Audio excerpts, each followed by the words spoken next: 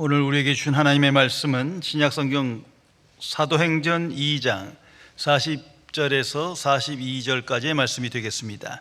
제가 가진 성경으로는 신약성경 189면에 기록되어 있습니다. 189면에 기록된 사도행전 2장 40절에서 42절까지의 말씀입니다. 이 기록된 계시의 말씀을 봉독하는 중에 살아계신 하나님의 음성을 모두 다 함께 들으실 수 있기를 바랍니다. 하나님의 말씀입니다. 또 여러 말로 확증하며 권하여 이르되 너희가 이 패역한 세대에서 구원을 받으라 하니 그 말을 받은 사람들은 세례를 받으며 이날의 신도의 수가 3,000이나 더하더라. 그들이 사도의 가르침을 받아 서로 교제하고 떡을 떼며 오로지 기도하기를 힘쓰니라. 아멘. 저명한 기독교 신학자이며 윤리학자인 스탠리 하우어스 박사의 일화를 소개하겠습니다. 이분의 아내는 극심한 조울증, 분노장애, 그리고 정신병으로 인해 오랜 세월 고통을 받고 살았습니다. 그래서 사람들은 이 저명한 신학자에게 물었습니다. 어떻게 그런 고통스러운 일이 우리 삶에 일어날 수 있는 걸까요? 이에 대하여 스탠리 하우어스 박사는 명료한 대답을 하였습니다. 나도 모릅니다. 누구도 그런 질문에 대답을 시도해서는 안 됩니다. 그런 류의 대답은 기독교를 하나의 설명으로 바꿔 놓을 수밖에 없습니다. 기독교 신앙이란 답을 모른 채 계속해서 나아가는 법을 배우는 것입니다. 즉 그리스도인으로 산다는 것은 답 없이 사는 것을 배우는 과정입니다. 그리고 그는 기독교는 모든 질문에 대한 쉬운 대답을 제공해 주는 것이 아니며 신앙의 본질은 단순한 지식이나 교리의 습득이 아니며 불확실성 속에서도 계속해서 나아가는 삶의 여정임을 강조하고 있습니다. 깊이 생각해 보시기 바랍니다. 고대 그리스 7현인 중 한 사람인 철학자 솔론이 리디아 제국의 왕 크로이소스를 만났을 때 일입니다. 왕은 솔론에게 질문했습니다. 세상에서 제일 행복한 사람이 누구입니까? 솔론은 대답했습니다. 그것은 아테네의 텔로스입니다. 그는 자녀를 잘 길렀고 행복한 가정을 꾸리며 나라를 위해 전사했습니다. 그러면 두 번째는 누구입니까? 두 번째는 올림픽에서 월계관을 썼던 사람들입니다. 크로이소스 왕은 다시 물었습니다. 솔론, 자네는 왜 나를 행복한 사람으로 지목하지 않는가? 그러자 솔론은 이렇게 대답했습니다. 전하, 인생은 예측할 수 없는 겁니다. 그 때문에 비석이 서기 전까지는 그가 행복한 사람인지 불행한 사람인지 알 수 없는 것입니다. 성도 여러분, 인생은 죽음을 향해 가는 여정입니다. 그런데 언제 죽을지 모릅니다. 어떤 방식인지 아무도 모릅니다. 또한 수많은 일들이 나타날 것입니다. 원치 않는 일도 나타나고 뜻밖의 일들이 나타날 겁니다. 그 일의 답은 인간의 지혜에 있지 않아요. 하나님께서 인간을 그렇게 창조하셨습니다. 나는 이런 인생의 여정 속에 하나님의 자녀답게 승리하며 살아가십니까? 거듭난 그리스도인은 죄와 사망과 세상으로부터 구원받아 하나님 나라의 백성 된 겁니다. 이 사실을 항상 묵상하며 증거해야 합니다. 하나님 앞에서 보면 구원받지 못한 사람은 불행한 사람이에요. 무엇보다도 천국 들어가지 못한 사람은 비참한 인생을 살아가는 사람입니다. 하나님의 자녀는 오직 예수 그리스도 안에서 성령을 통하여 새 사람 되었습니다. 오직 하나님의 은혜의 복음을 받음으로, 믿음으로 하나님의 자녀 되었고 영생을 받았고 천국 백성 된 겁니다. 그래서 이 세상 속에서 그 놀라운 하나님의 은혜에 응답하며 그 은혜를 붙잡고 베푸신 은혜에 보답하며 베푸실 은혜를 소망하며 오늘을 살아갑니다. 나를 하나님의 자녀 되게 하신 그 복음의 역사를 생각하며 복음의 증인으로 살아갑니다. 오직 믿음으로 구원받았기에 믿음의 생각에 이끌려 새로운 방식으로 하나님의 이름을 영화롭게 하는 인생을 살아가는 것입니다. 이것이 거듭난 그리스도인의 인생의 여정입니다. 성도 여러분, 비록 우리가 거듭난 하나님의 자녀요 하나님의 사람 되었다 할지라도 우리에게 세상의 모든 문제에 답이 주어지는 건 아닙니다. 그런 답은 성경에도 나타나 있지 않아요. 거듭난 그리스도는 세상으로부터 구원받았습니다. 이 세상에 대해서 결별돼서 세상에 사나 세상에 속하지 않은 자로 오늘을 살아갑니다. 더 이상 죄의 권세 아래 있기를 꺼려하고 부끄러워합니다. 그러기에 대신 이제는 나를 하나님의 자녀 되게 하신 성령께 삶을 의탁하며 성령의 인도하심을 받으며 성령께 순종하며 살아갑니다. 이건 완전히 새로운 방식입니다. 이제는 예수 그리스도 안에서 그리스도를 본받고 따르며 그리스도의 영광을 나타내는 자로 살아갑니다. 완전히 새로운 방식입니다. 이제는 주 안에서 하나님의 뜻을 분별하며 그 뜻을 즉시 실천하며 뜻대로 되기를 갈망하며 하나님께 영광 돌리는 삶을 살아갑니다. 완전히 새로운 방식입니다. 믿음의 조상 아브라함을 한번 생각해 보세요. 창세기 12장부터 그에 관한 사건이 기록되어 있습니다. 어느 날 갑자기 하나님께서 그를 부르십니다. 하나님의 자녀 되게 하시고 믿음을 주시고 큰 복을 주십니다. 그리고 명령하십니다. 내 고향을 떠나 지시할 땅으로 가라. 그런데 언제 떠나란 얘기인지, 왜 떠나야 하는지, 가는 중에 어떤 일이 있을 것인지, 정확하게 그곳이 어딘지, 가면 어떻게 살아야 하는지 아무것도 모릅니다. 하나님만이 알고 계세요. 이처럼 불확실성의 세대를 믿음의 사람들은, 모든 하나님의 사람들은 살았던 거예요. 어떻게 살았습니까? 하나님을 믿음으로, 하나님의 관점으로 생각하며 믿음으로 승리한 겁니다. 모든 문제의 답을 알고 이렇게 하고 저렇게 하고 그런 거 아니에요. 이것을 분명히 기억해야 합니다. 모든 하나님의 자녀도 이와 같은 방식으로 이 어두운 세상에서 승리하며 형통한 삶을 살아가게 됩니다. 성도 여러분, 이 불확실성한 모든 것이 변화되고 급변한 이 시대에, 이 험악한 시대에서 확실한 것이 있습니다. 명료한 것이 있습니다. 거듭난 그리스도인만이 아는 확신이요, 진리요, 생명입니다. 그 믿음으로 살아가는 거예요. 삼위일체 하나님의 존재와 역사를 압니다. 하나님은 살아계시고 그리스도는 살아계시고 성령은 살아계셔서 오늘도 역사하십니다. 이것을 믿음으로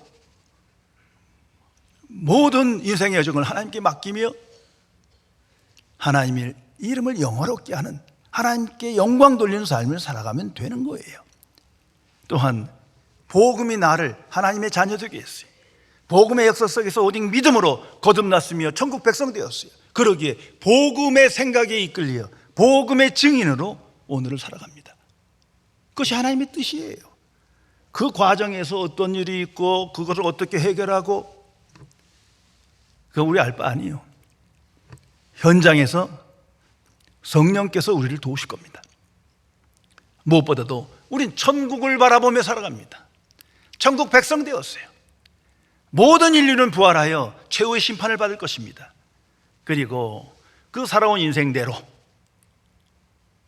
대가를 치릅니다. 지옥이냐 천국이냐 둘 중에 하나입니다. 거듭난 그리스도인은 그 천국에 대한 확신이 있는 거예요. 천국 진리 안에서 천국을 소망하며 준비하는 인생을 오늘 살아감으로 하나님의 은혜 가운데, 섭리 가운데 승리하게 됩니다. 그래서 잘 아시는 대로 세상은 이런 지식이 없어요.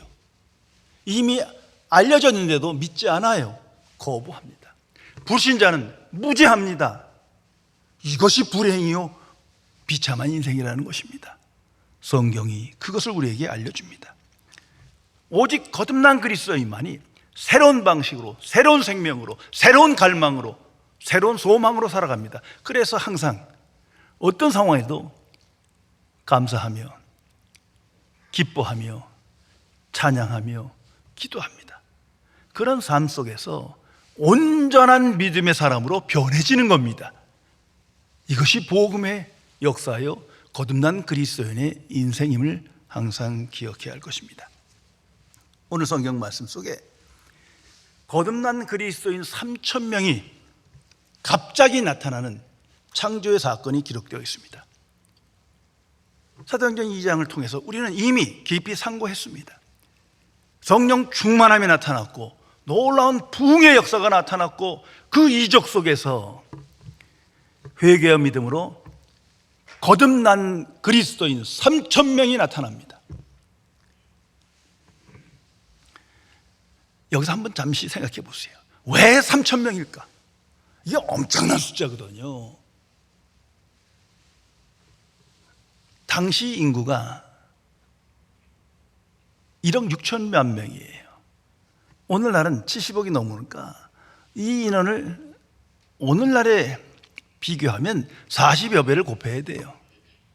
그러면 성인만 12만 명이 넘는 인원이에요. 아니 몇 시간 만에 어떻게 거듭난 그리스도인이 이처럼 많이 생길 수 있는가? 그 역사상 한 번 있었던 부흥의 사건이요 계시적 사건입니다. 여기에 교회와 기독교의 본질이 있고 하나님의 뜻이 명료하게 나타나 있는 거예요. 이 사건 속에 있습니다.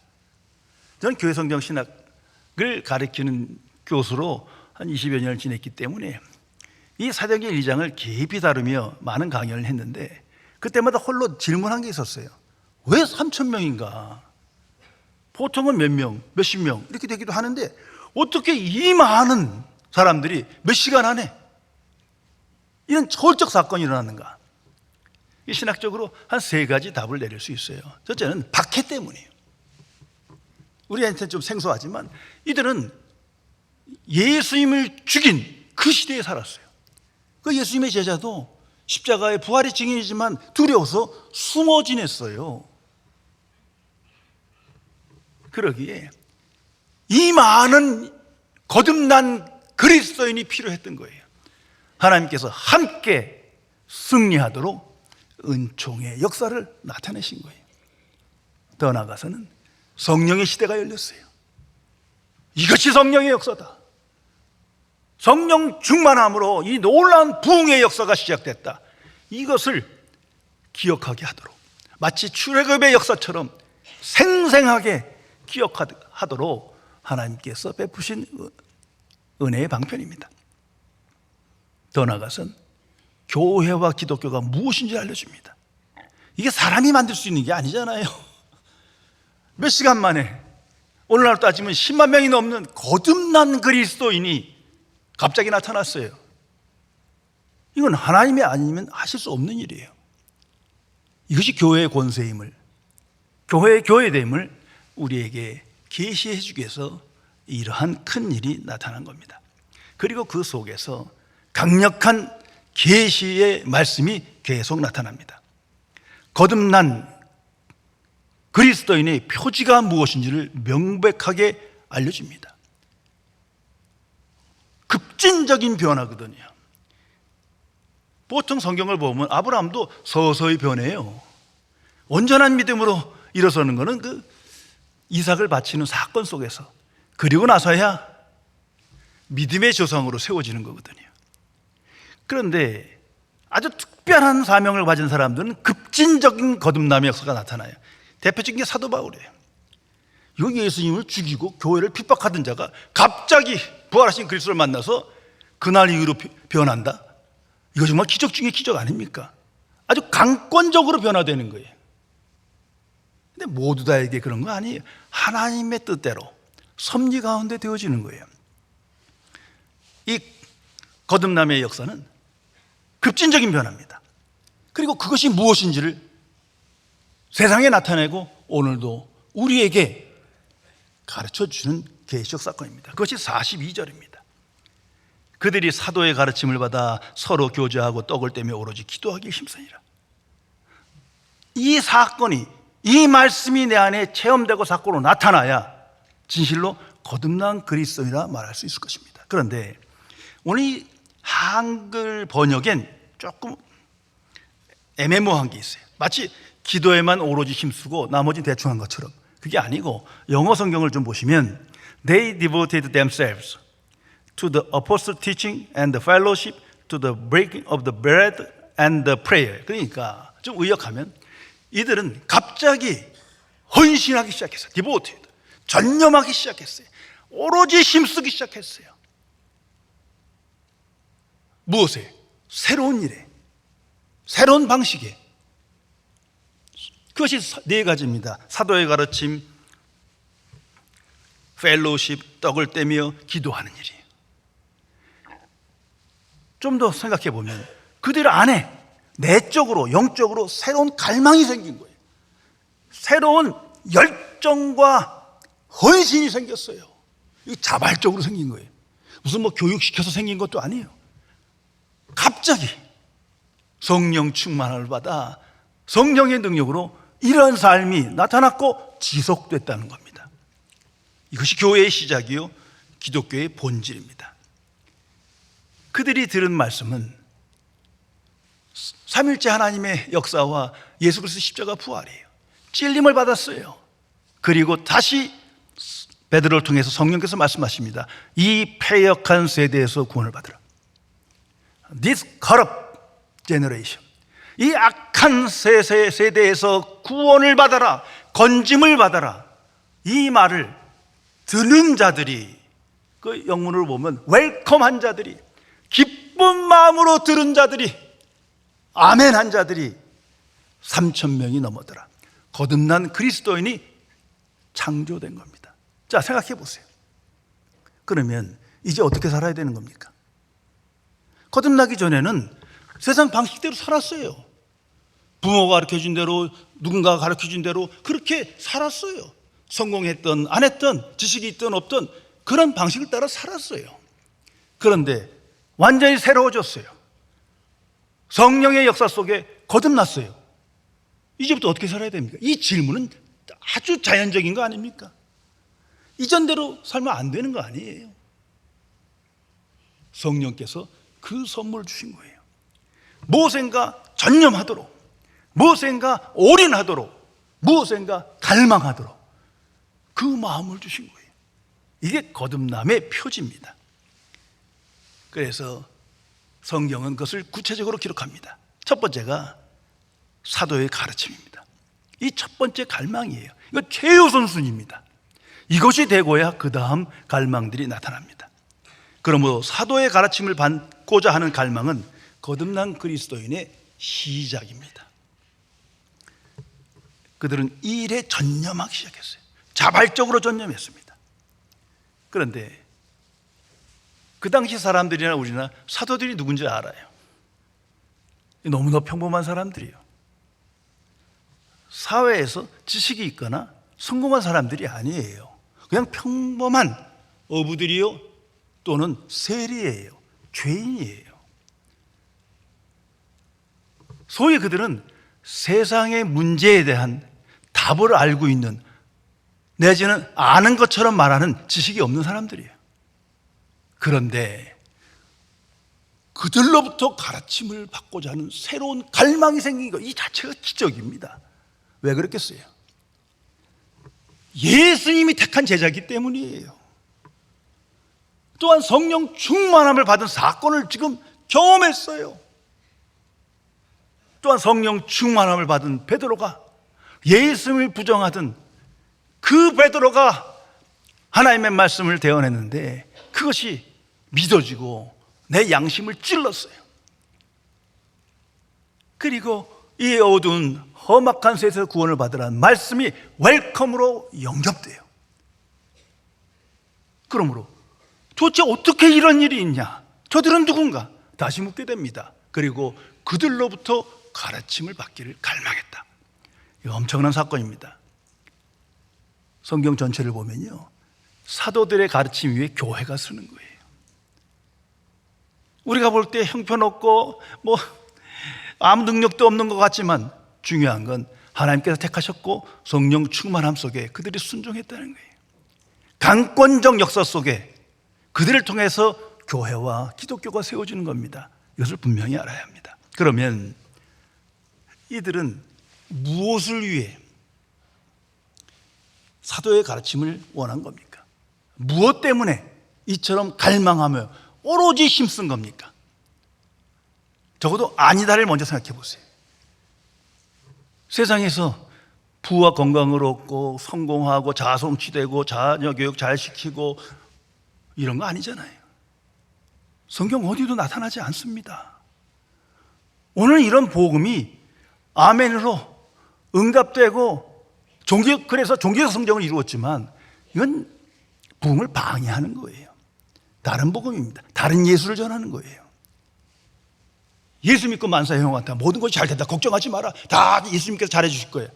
이런 엉터리가 어디 있어요? 뭐 인생이 그렇게 가볍습니까? 얼마나 수많은 사건들이 나타나는데 그건 심리적인 거예요. 스스로 It's okay, 잘 될 거야 이건 기독교가 아니에요. 분별해야 합니다. 이들은 적어도 세 가지 이유 때문에 목적을 향하여 이 갈망이 주어진 거예요.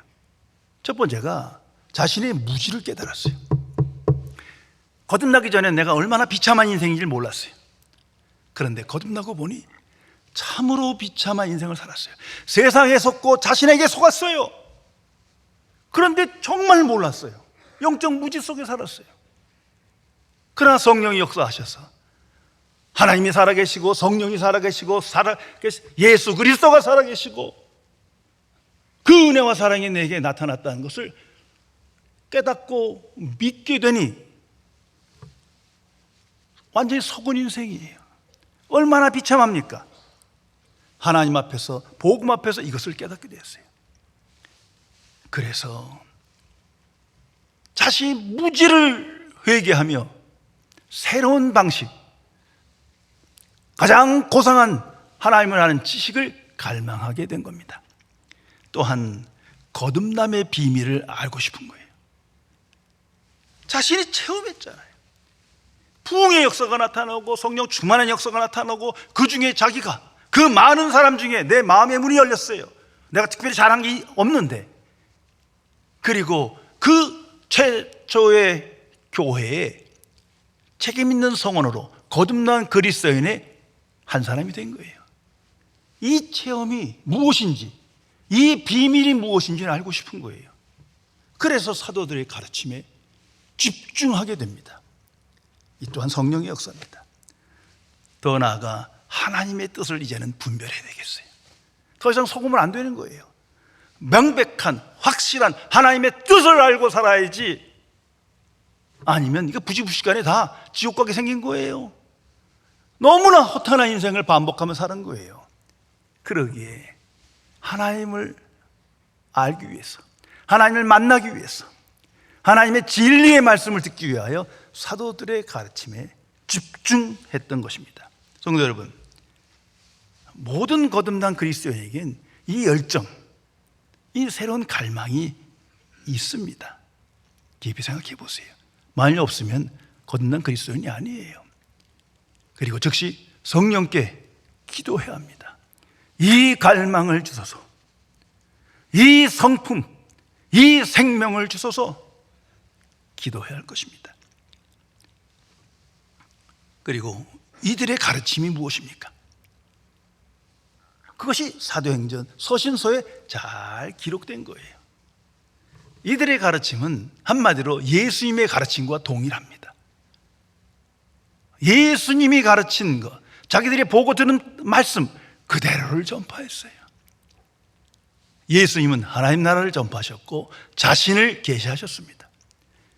하나님 나라의 복음과 그리스도라는 지식에 집중해서 가르치신 거예요. 오늘도 죄인인 목회자를 통해서 성령께서 동일한 역사를 일으키시며 이런 새로운 갈망을 우리 안에 불어일으키십니다. 두 번째 갈망은 서로 교제하고입니다. 이거 펠로십이에요. 성도의 교제를 말합니다.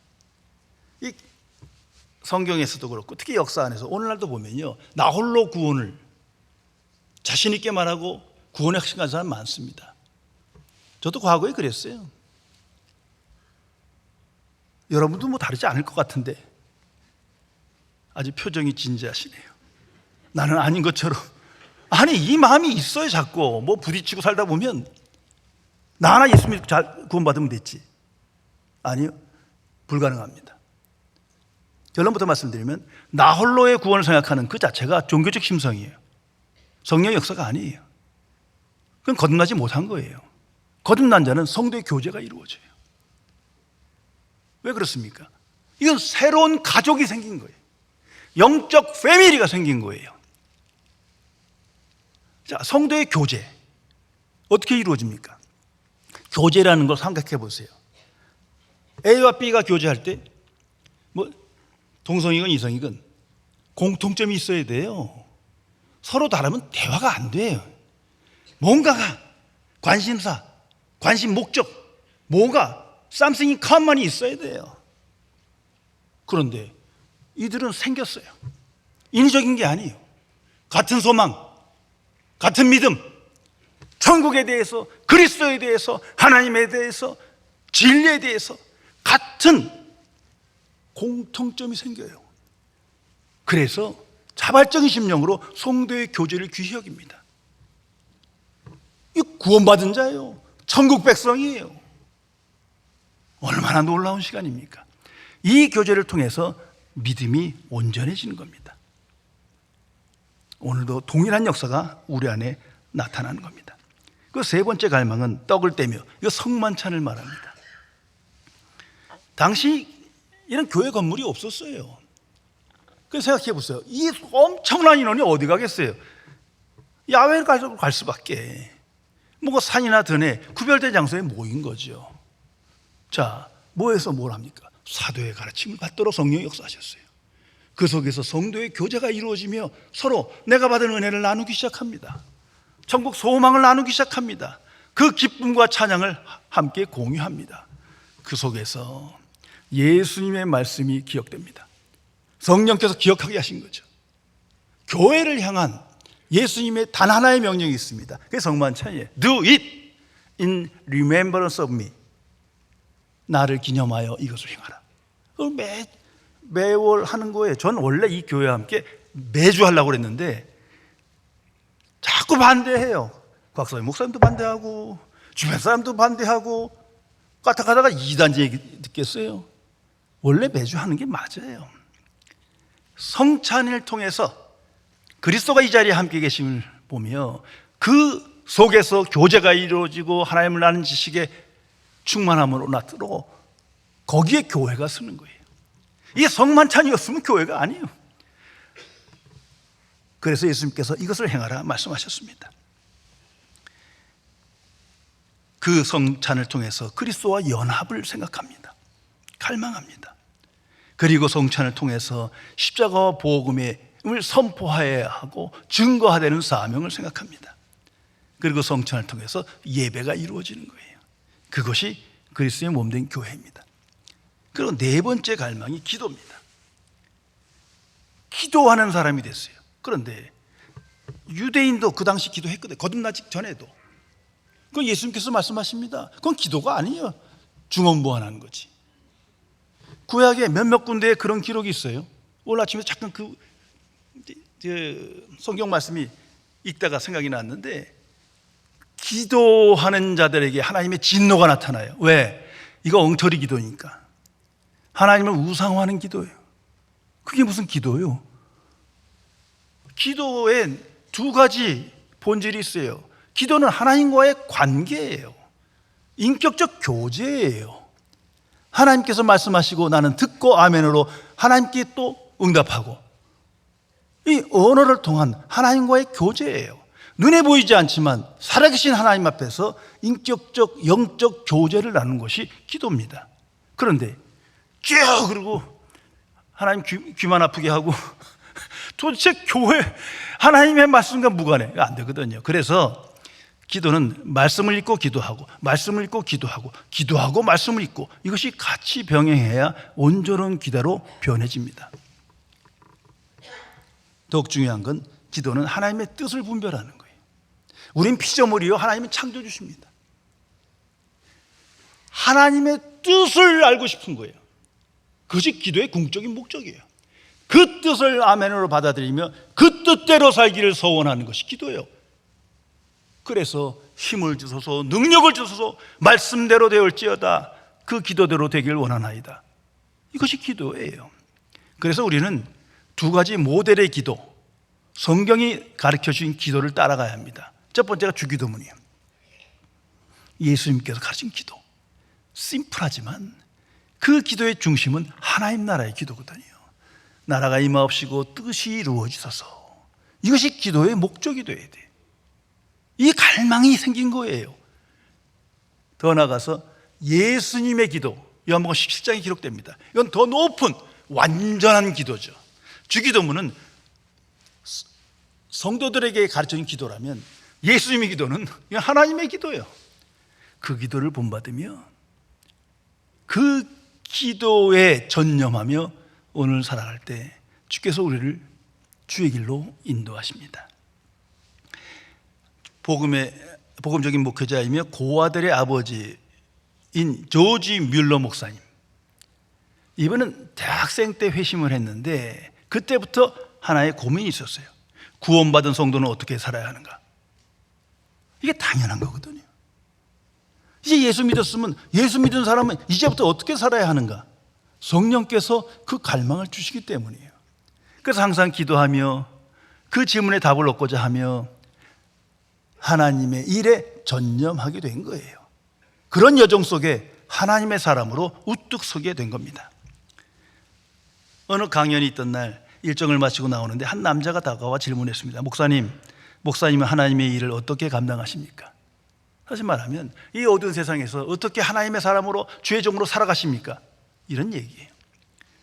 그는 준비된 답을 이렇게 말했습니다. 아주 유명한 선언입니다.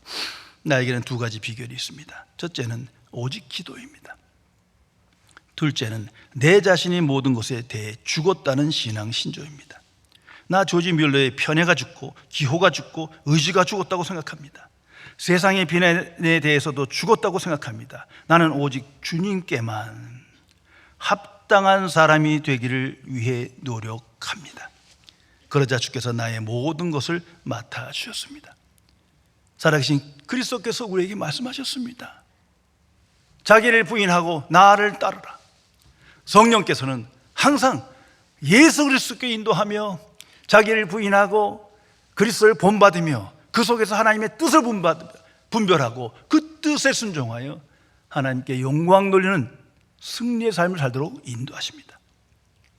이 거듭난 그리스도인 3,000명, 이들 모두는 성령의 선물을 받은 자예요.